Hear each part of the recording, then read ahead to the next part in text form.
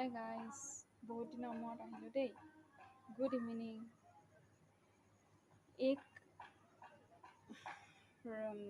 কি বুলি কয়, ৰখুৱাই বহুত টান হৈছে, ইমান উৎপাত হৈছে, ইমান দুষ্ট হৈছে। মই দিনটো তাইৰ লগতে লাগি থাকোঁ, আকৌ ৰাতি, আকৌ ৰাতিপুৱা, দুপৰীয়া তাইক লাগি লাগি মানে এতিয়া আবেলি 3:30 বজাত শুইছে। এতিয়া শুই আছে, এয়া আঁঠুৱা তৰি থৈছে, নহ'লে মহে খাই অৱস্থা নাইকিয়া কৰি দিয়ে। তাৰপিছত ভাত পানী খোৱালোঁ আৰু মোৰ তেনেকৈ ভিডিঅ' কৰা নহয়, কৰোঁ লাহে লাহে তেনেকৈ কৰোঁ আৰু মোৰ কিছুমান কামো থাকে, কাম কৰি লওঁ তাৰপিছত বনাওঁ।